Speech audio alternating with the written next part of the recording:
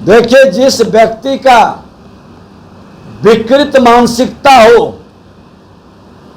सत्ता और न्याय के साथ शासन चलाने का न सोच हो, जंगल राज को गुंडा राज में तब्दील करने की मानसिकता जिसकी बन गई है, वो अपने सांस्कृतिक विरासत पर गर्व नहीं, शर्म महसूस करता है।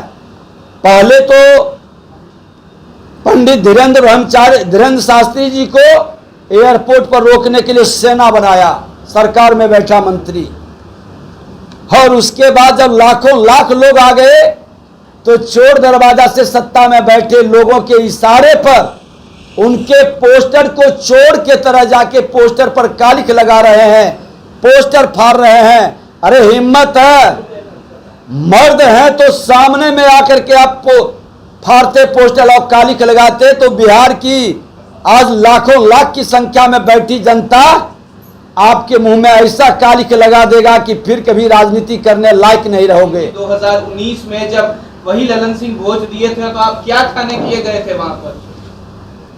विजय सिन्हा कभी उनके भोज में नहीं सम्मिलित हुआ है, और मैं इस तरह के पूरी तरह से विजय सिन्हा भेज मानसिकता का है, और मैं चूड़ा दही का भोज करता हूं और लोगों को अपने मकर संक्रांति पर अपनी सांस्कृतिक विरासत पर गर्व करने का एक मौका देते हैं स्वामी विवेकानंद की जयंती पर। लेकिन जो लोग ये मटन और भात खिला रहे हैं और भात नहीं मटन पुरता है तो लाठी भी खिलाते हैं और उससे भी नहीं पूरा होता है तो लोग बता रहे हैं कि शहर के कुत्ते भी गायब हो गए, तो ये संस्कार मेरा नहीं है। हमने तो सरकार से मांग की है कि सच्चाई क्या है, क्यों लाठी चार्ज हुआ वहां, क्यों लोग पिटाए, किस उत्सव किस विशेष अवसर था कि हजारों को मटन खिलाने का क्या माहौल था? अरे क्या कर रहे हैं ये आपके ठेकेदारों की जामात, जिससे कमीशन खोरी की वातावरण बन रही है। जितना भी काम हो रहा है खुल के कमीशन खोरी हो रहा है और उन ठेकेदारों के पैसे से इस तरह का भोज किया जाता है। इसका उच्च स्तरीय जांच की हम मांग करते हैं, इसकी जांच होनी चाहिए। आज कमीशन खोरी इतनी चरम पर पहुंचा है कि विकास तो हो नहीं रहा, लेकिन जो विकास हो रहा है कमीशन खोरी के कारण उसकी गति रुक गई है, पदाधिकारी सहमा हुआ है, डर से लोग कोई काम नया नहीं कर रहा है। ये सब जांच का विषय है, इसकी जांच होनी चाहिए। संविधान बचाने की बात करने वाले लोग किस तरह से आपातकाल का वातावरण बिहार के अंदर बनाए हैं कि अपनी सांस्कृतिक विरासत और संतों पर पाबंदी लगाने का, उन्हें अपमानित करने का, 420 लिखने का, उनके पोस्टर पर कालिख लगाने का, और इतना ही नहीं प्रेस के लोगों को प्रिंट मीडिया में न्यूज नहीं छपने देने के लिए लोग प्रेशर बनाते हैं, फोन करते हैं।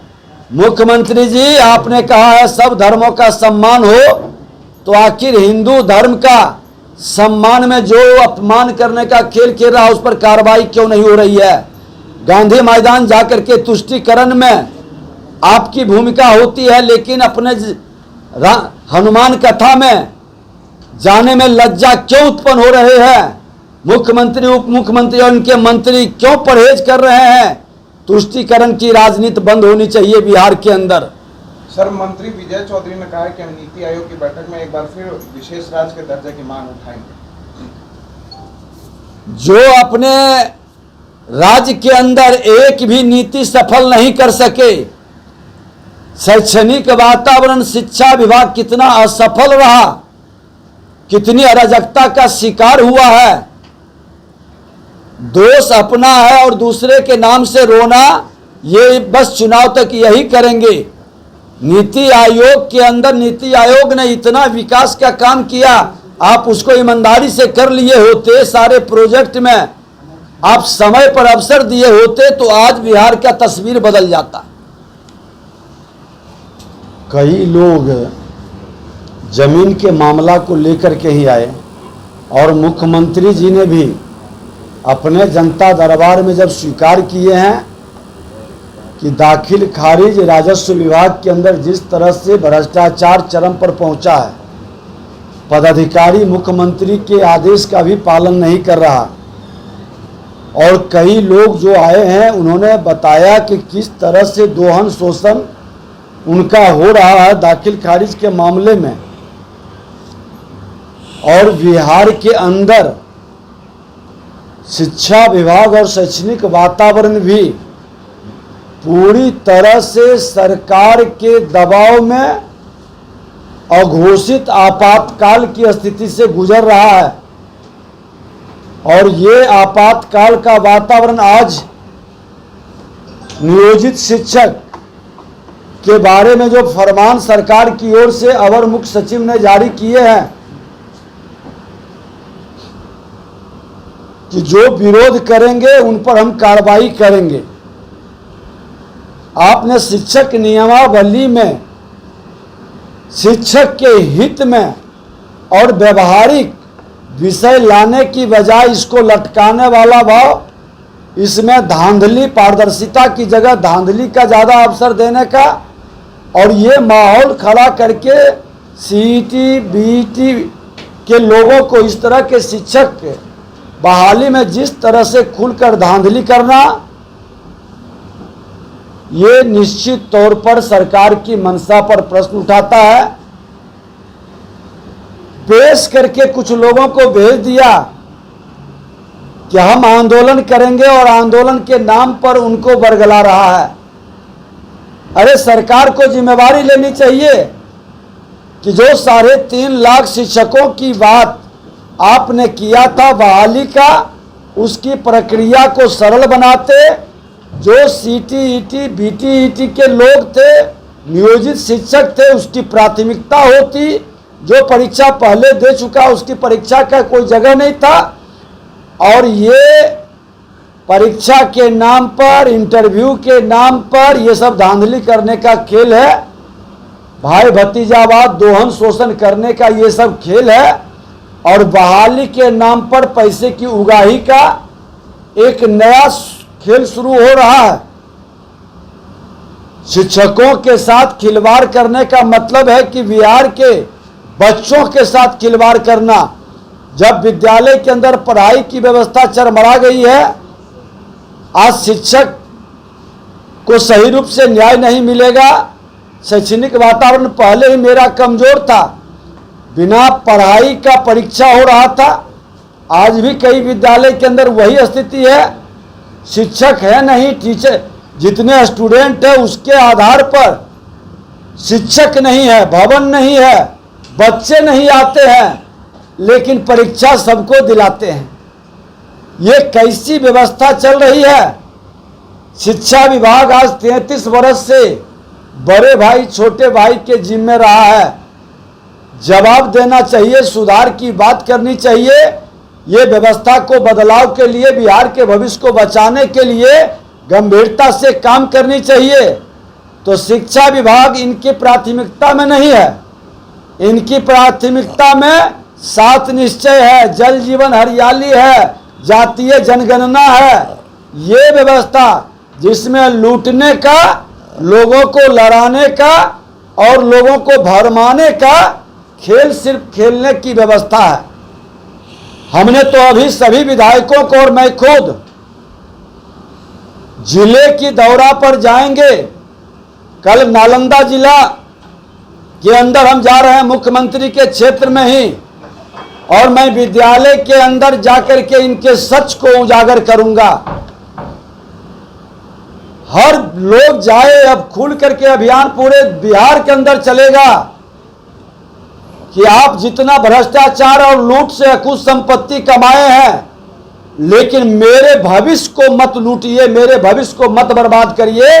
बिहार के बच्चों के भविष्य के लिए भारतीय जनता पार्टी में हर जिले के अंदर जाकर के शैक्षणिक वातावरण के लिए तमाम अभिभावकों से आह्वान करेंगे कि अपने बच्चे की भविष्य बचाने के लिए अपनी तैयारी करिए। ये निकम्मी सरकार जब हटेगी तो भारतीय जनता पार्टी नियोजित शिक्षक पर जो कार्रवाई होगा, और जो सीटीईटी बीटीईटी वाले लोग हैं, इनको भी न्याय देंगे और शैक्षणिक वातावरण को हर हाल में दुरुस्त करेंगे। सारे काम को रोक करके भी शिक्षा को संभालना हमारी जिम्मेवारी है। सत्ता में बैठे लोग अगर जो इतने निकम्बे हैं कि बिहार के ये ज्ञान विज्ञान की भूमि को बरगला रहे हैं, उन्माद फैला करके लड़ा रहे हैं, लेकिन अपनी जिम्मेवारी निर्वहन नहीं कर रहे हैं। अब जातीय जनगणना से बताइए विद्यालय की क्या जरूरत है? विद्यालय में शिक्षक नहीं है, शिक्षक देनी चाहिए, भवन देनी चाहिए, पढ़ने की व्यवस्था बनानी चाहिए। उसमें तो हर जात के लोग पढ़ते हैं। विकास में कहाँ वो बाधा बन रहा है? लेकिन इनको करना कुछ नहीं है, वर्गलाना है, लड़ाना है, भरमाना है और उसके नाम पर सत्ता प्राप्त करना है। जातीय जनगणना पर सुप्रीम कोर्ट की रोक लग गई है, फिर से क्या करें? देखिए, इनका नीयत साफ नहीं है, इसलिए नीति असफल हो रहा है।